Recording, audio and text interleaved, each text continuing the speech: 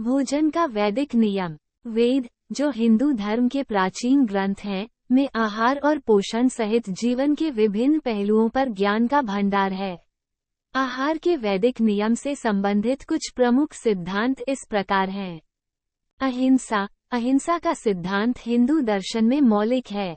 यह आहार की अवधारणा तक फैला हुआ है, शाकाहार या शाकाहार को बढ़ावा देने के लिए जीवित प्राणियों को नुकसान पहुंचाने से बचने के साधन के रूप में। कई हिंदू इस सिद्धांत के आधार पर शाकाहारी भोजन का पालन करना चुनते हैं। सात्विक आहार। वैदिक परंपरा सात्विक आहार की अवधारणा को मान्यता देती है, जिसे शुद्ध, स्वच्छ और आध्यात्मिक कल्याण के लिए अनुकूल माना जाता है। एक सात्विक आहार में ताज़ा और प्राकृतिक खाद्य पदार्थ होते हैं जो पचाने में आसान होते हैं और मन की स्पष्टता को बढ़ावा देते हैं। इसमें आमतौर पर फल, सब्जियां, साबुत अनाज, फलियां, नट, बीज, डेयरी उत्पाद, डेयरी खाने वालों के लिए, और शहद शामिल होते हैं। प्याज, लहसुन और मसालेदार या अत्यधिक तैलीय खाद्य पदार्थों से अक्सर परहेज किया जाता है, क्योंकि माना जाता है कि वे जुनून को उत्तेजित करते हैं और मन को परेशान करते हैं। संयम। वेद आहार सहित जीवन के सभी पहलुओं में संयम पर जोर देते हैं।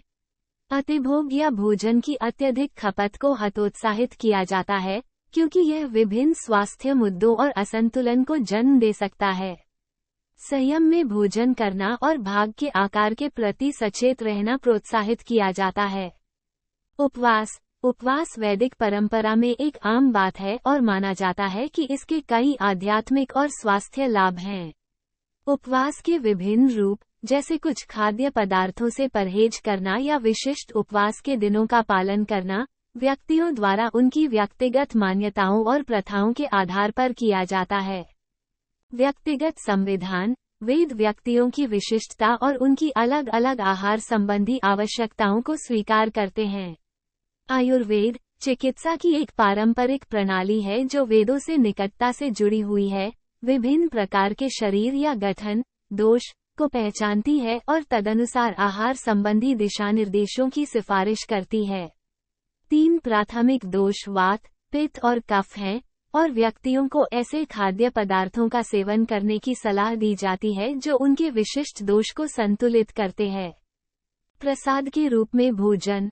हिंदू धर्म में भोजन को अक्सर परमात्मा का पवित्र प्रसाद माना जाता है।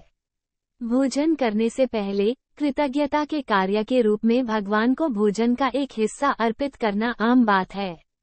इस प्रथा को प्रसाद के रूप में भोजन चढ़ाने के रूप में जाना जाता है। ऐसा माना जाता है कि भोग लगाने से उस पर कृपा होती है और उसका सेवन करना दैवीय कृपा प्राप्त करने का कार्य माना जाता है।